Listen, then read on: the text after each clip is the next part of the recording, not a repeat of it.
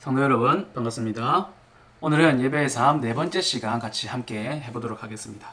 이제 성경의 공적인 낭독에 대해서 그 본문을 한번 읽어볼 텐데 전체를 다 읽지는 않겠습니다. 중요한 부분은 제가 체크를 해드리고 또 설명이 필요한 부분은 나중에 따로 정리를 하도록 할 테니까 너무 글씨가 작고 이런데 뚫어지게 그렇게 읽으려고 하지는 마시고 나중에 찬찬히 한번 기회가 되시면 읽어보시고 잘 따라오시면 좋겠습니다. 모임 중에 말씀을 읽는 것은 공예배의 한 부분으로서 거룩하게 하시는 한 방편이고 목사와 교사에 의해서 수행되어야 할 일이다. 여기서 교사라고 하는 것은 신학, 교수 이런 분들을 얘기하는 것이고 지금 우리가 생각하는 주일학교 교사 이런 이야기는 아닙니다. 그 밑에 그러나 장차 목회를 하려고 준비하는 사람은 노회로부터 허락을 받아서 성경을 낭독하거나 설교의 은사를 회중 중에서 연습할 수 있다라고 되어 있습니다. 여기서 목회를 준비하려고 하는 사람은 목회자 후보생, 바로 강도사를 이야기하는 것입니다. 구약과 신약의 모든 정령은 모든 사람들이 듣고 이해할 수 있도록 대중이 사용하는 언어로 가장 훌륭한 공인 번역본으로 공적으로 읽혀져야 한다는 것입니다. 한 번에 얼마만큼 본문을 읽을지는 목사의 지혜에 달려있다. 너무 길게, 너무 짧게도 말고 적당하게 잘 하는 것이 좋겠다. 그렇게 이야기를 하고 있고 그것을 목사의 지혜에 맡기고 있습니다. 성경의 전체 구조에 모든 사람들이 더 정통할 수 있도록 하기 위하여 모든 정경의 책을 순서에 따라 읽는 것이 필요하다. 필요한 부분, 중요한 요절들만 읽는 것이 아니라 성경의 전체적인 숲, 그림을 이해할 수 있도록 성경 전체를 한번 순서대로 읽는 것이 중요하겠다라는 것이죠. 우리는 듣는 이들의 건덕을 위하여 시편과 같은 성경을 자주 읽기를 권면한다. 이것은 예배 모험을 만든 사람들의 어떤 공통적인 권면인 것이죠. 목사가 성경을 읽으면서 어느 부분이라도 해석해 줄 필요가 있다라고 생각이 되는 경우에는 그냥 넘어가지 말고 읽다가도 중지시키고 이것을 설명한 다음에 그 다음에 다시금 읽어 나가야 된다. 그냥 내둬서는 안 된다. 그렇게 이야기를 하고 있습니다. 항상 주의할 것은 지루하게 하지 말아야 된다. 중요한 부분이겠죠. 다른 공적인 순서도 잘 지켜야 되기 때문에 시간을 잘 분배해서 해야 된다는 것이죠.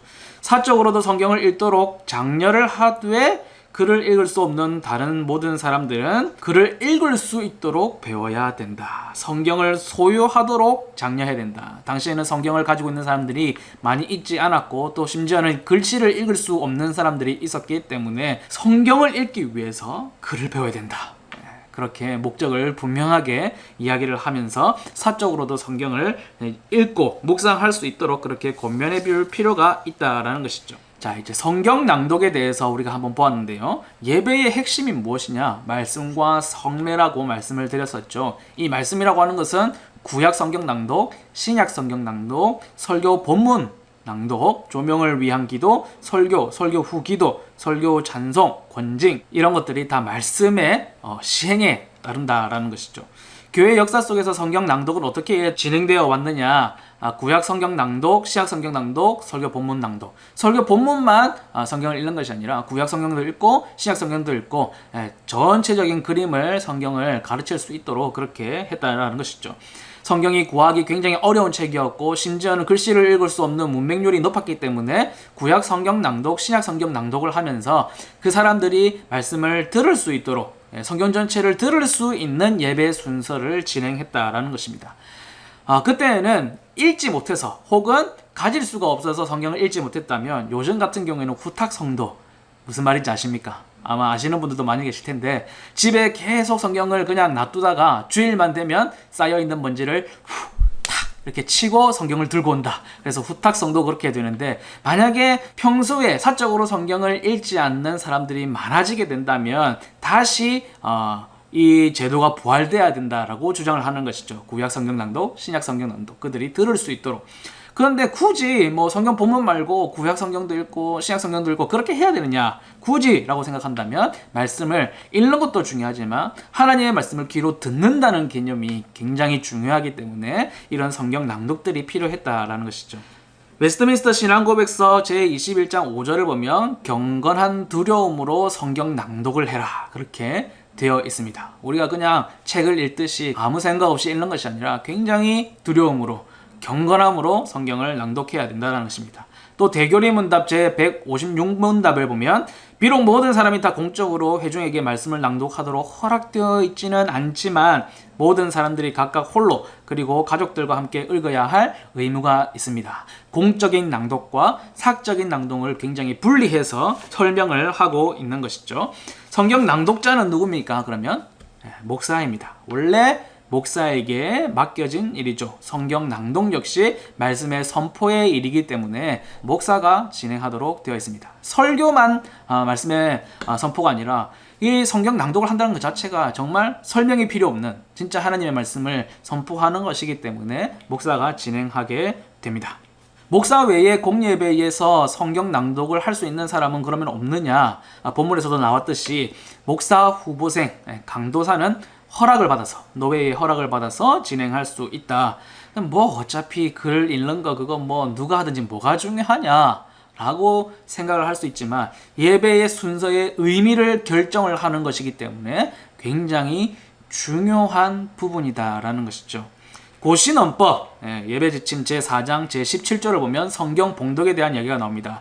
봉독자는 하나님을 대리하는 자신의 입장을 바르게 인식하고 엄숙히 해야 한다. 목사가 성경을 봉독할 때 청중은 이렇게 나갑니다. 봉독자가 바로 목사라는 것을 이야기하고 있는 것이죠. 그러면 성경 낭독자 그리고 청중들은 어떠한 자세로 그 성경 봉독에 들어가야 되느냐? 낭독자는 미리 수차례 읽어서 틀리지 않도록 분명하게 그리고 강조할 부분은 강조하고 속도가 빨랐다거나 느렸다거나 그렇게 되지 않도록 연습해서 잘 읽어야 하고 자기가 먼저 그 본문을 잘 이해를 하고 있어야 된다. 그렇게 말하고요. 회중은 엄숙한 태도로 경건한 마음과 진지한 제사로 하나님의 말씀을 경청해야 한다라는 것입니다.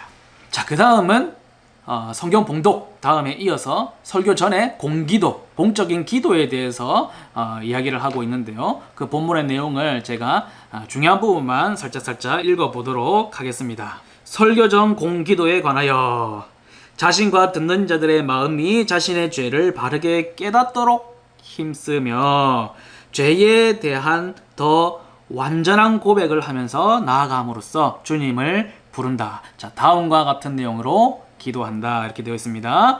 우리의 큰 죄를 고백합니다. 첫 번째는 원죄에 의한 것. 다른 모든 죄의 씨가 되는 것이 이 원죄다라는 것이죠. 인간의 후손들에게 범해진 그런 주님에 대항하는 그런 성품 자체가 엄청난 반역입니다 라는 고백을 드립니다. 그리고 다음은 자범죄.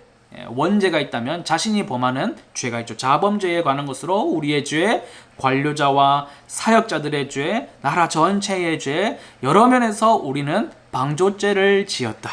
또 우리의 죄는 매우 악화되어서 하나님의 법의 모든 명령을 어겼고 금지된 것은 행했고 요구된 것은 행하지 않았습니다. 이렇게 되어 있습니다. 금지된 것과 요구된 것, 이것은 10계명을 기본으로 염두에 두고 얘기하는 것이죠. 하지 말라고 하는 것은 행했고 하라고 하는 것은 하지 않았습니다 라는 회개의 고백을 이제 하게 되는 것이죠.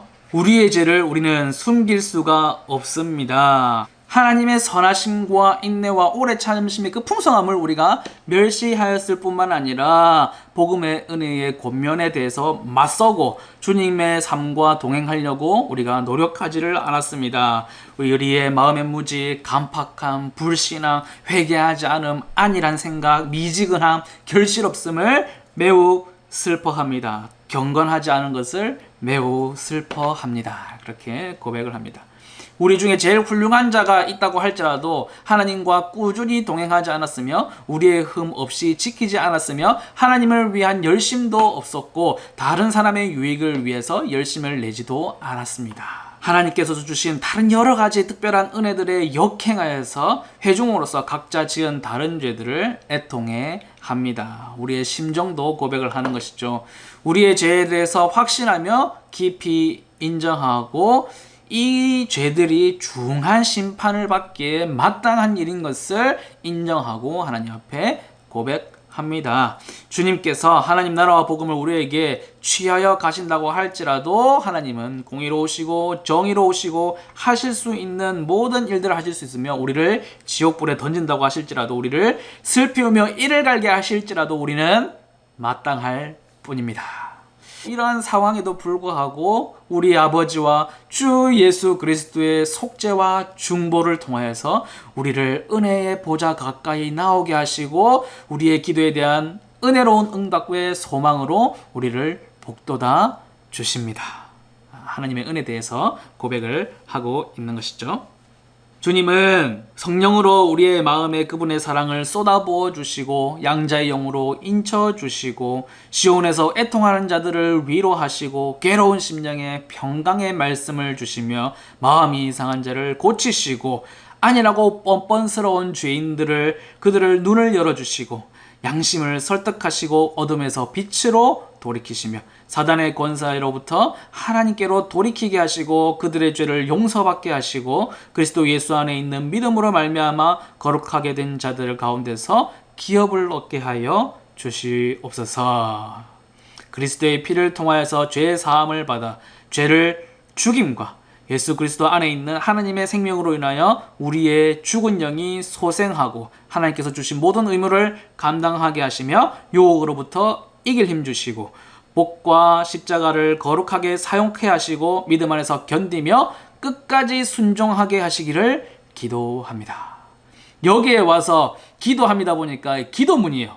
지금까지 아마 제가 내용을 간추려서 읽어드렸습니다만은 한편의 설교 아니겠습니까? 그죠? 한편의 설교와 같은 그런 하나님 말씀과 같은 신앙 고백서와 같은 그런 내용인데 이것이 바로 기도문이라는 것입니다. 설교 전에 공기도를 할 때에 이러한 하나님의 말씀에 근거한 기도가 되어야 된다. 그 모험들을 이제 보여주고 있는 것이죠.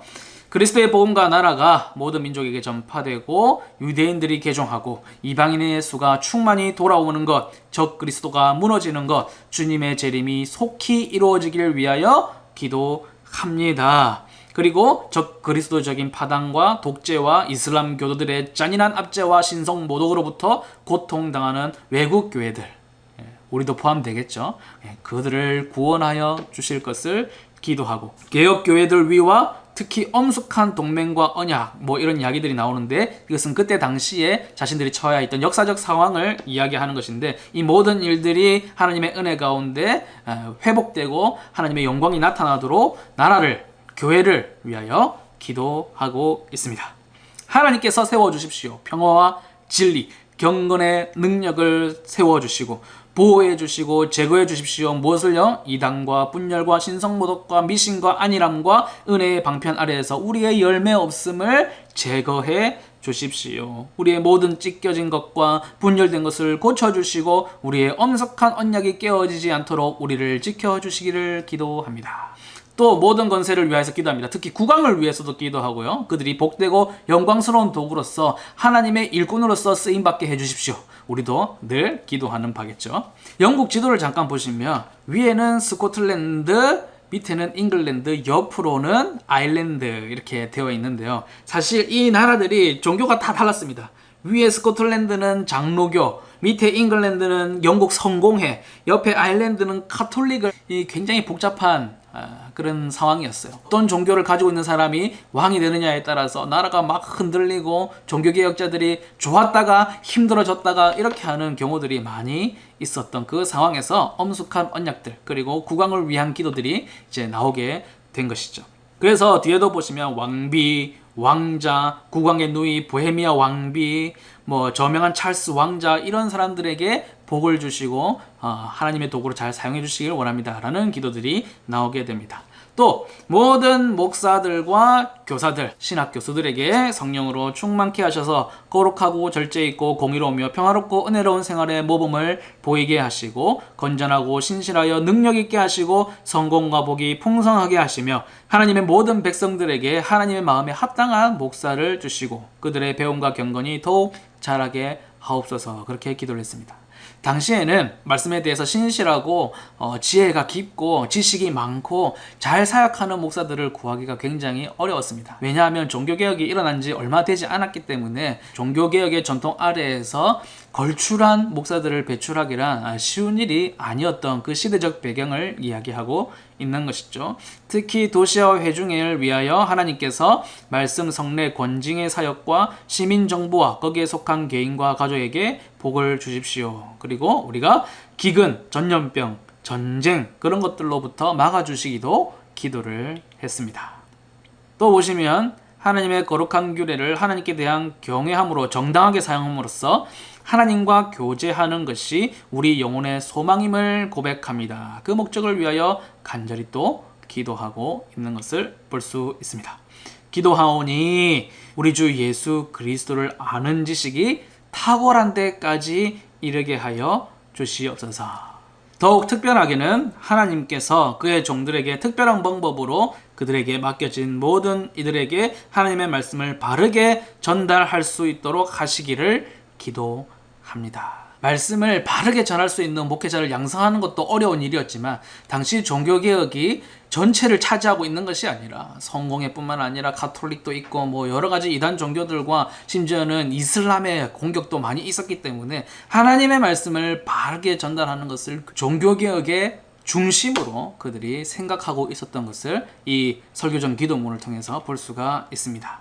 이어서는 듣는 자들을 위한 기도인데요. 듣는 자들의 마음과 귀에 할례를 행하셔서 그 말씀을 잘 받기도록 좋은 밭으로 갈아엎어져서 말씀의 씨앗을 잘 받을 수 있도록 해주십시오. 그래서 강하게 하시옵소서. 사탄의 유혹과 세상의 근심과 마음의 강팍함, 성도들을 방해하는 그런 모든 것로부터 강할 수 있도록 해주십시오. 그렇게 기도를 하고 있는 것을 볼 수 있습니다. 우리는 이것이 일반적인 공기도에 있어서 알맞은 순서가 될 것이라고 판단한다. 여러 가지 내용들이 있었죠.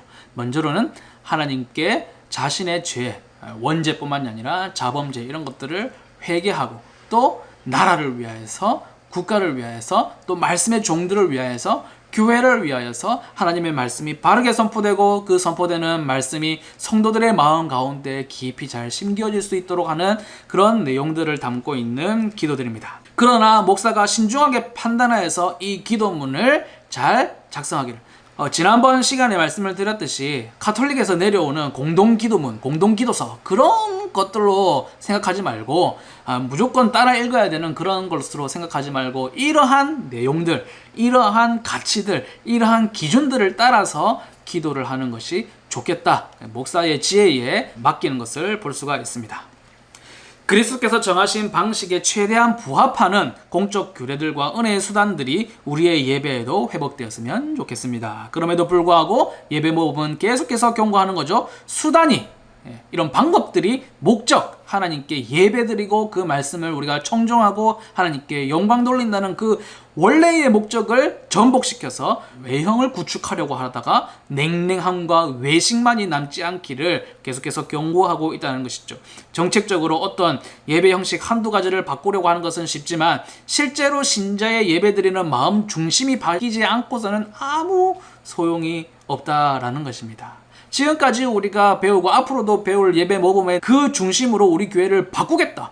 뭐 순서를 바꾸고 뭐 개혁을 시키겠다. 뭐 이런 외형을 바꾸는 데에 집중하기보다는 그 내용에 담겨 있는 것을 잘 이해하고 예배자들의 마음이 바뀌어서 그 중심이 예배 가운데로 하나님께로 나아가는 데에 정확한 마음가짐을 가질 수 있도록 하는 것이 더 중요하다. 외형이 아니라 그 마음이 더 중요하다라는 것이죠. 그래서 개혁자들은 한 사람의 신자가 비록 어린아이라고 할지라도 그리스도에 대한 충만한 지식을 가질 수 있도록 교육하고자 했던 것입니다.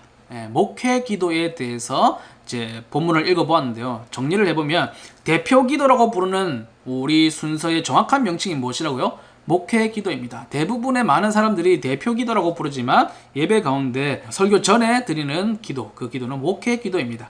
평소 신방과 교회 안에서 만남을 통하여 회중의 영적인 형편을 잘 알고 있는 목사가 온 회중을 대표하여 하나님께 기도하는 시간이다라는 것이죠. 그래서 목회 기도에 꼭 포함되어야 할 내용이 무엇이냐? 하나님께 영광 돌림과 감사, 회개, 간구 그리고 다른 사람을 위한 기도들이 필요하다라는 것이죠.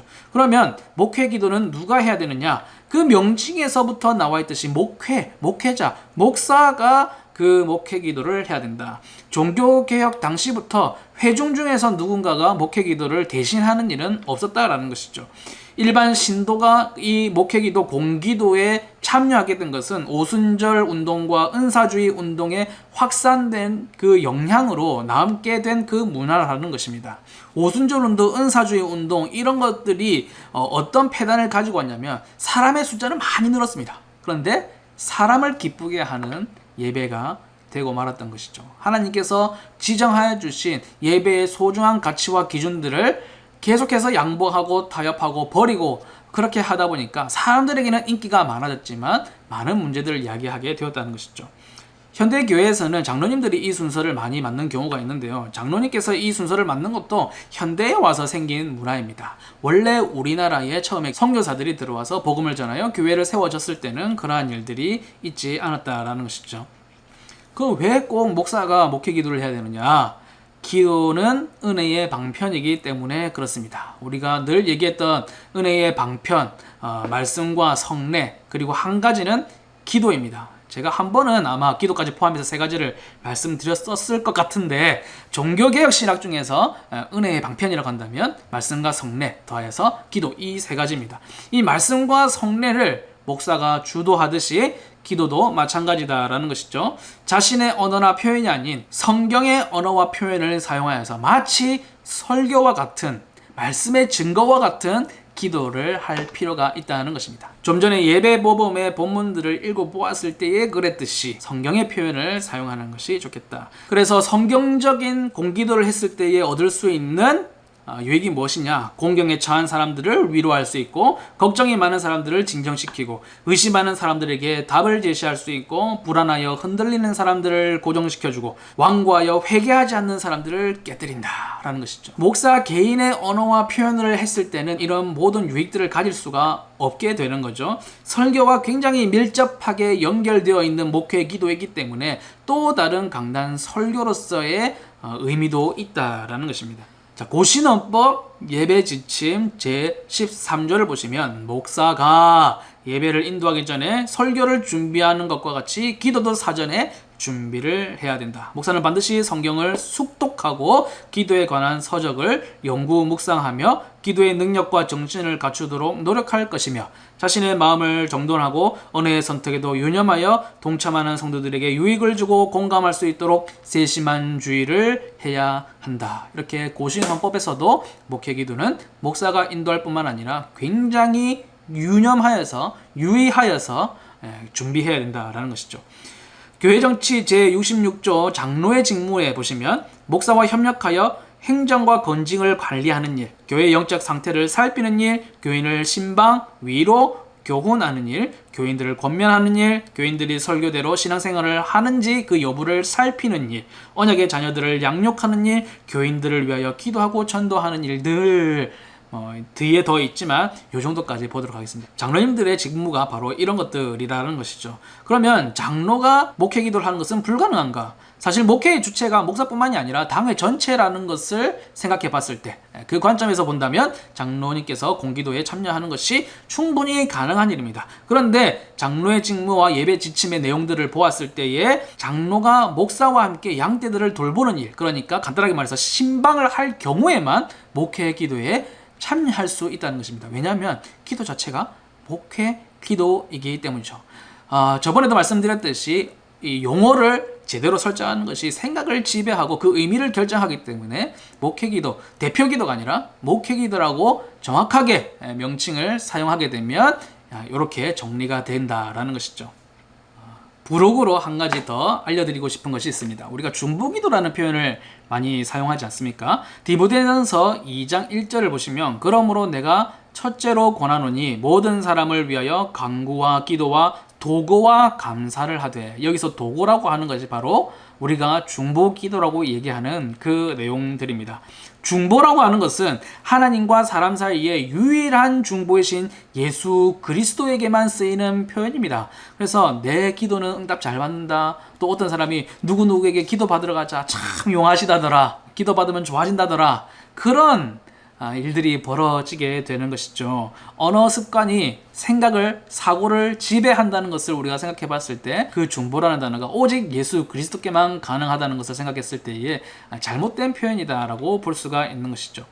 합동교단의 경우에는 이 중보기도라는 말을 사용하지 못하도록 총회에서 결정을 했습니다. 2000년 총회에서 부탁기도, 이웃을 위한 기도라는 표현을 사용하라 그렇게 되어 있었고, 2002년에는 중보기도라는 표현 자체를 사용을 금지를 했습니다. 그래서 2009년에는 어떻게 결정을 했냐면 중재기도 혹은 도고기도로 사용하기로 결의를 했습니다. 우리도 그 입에 너무 이제 익숙해진 표현이라서 당장 바꾸기는 어렵겠지만 유일한 중보이신 것은 예수 그리스도라는 것은 분명하게 알고 있어야 되는 것입니다. 알고 하는 것과 모르고 하는 것은 천지 차이가 되겠죠. 지금까지 수고하셨고요. 다음 주에 다시 뵙도록 하겠습니다. 감사합니다.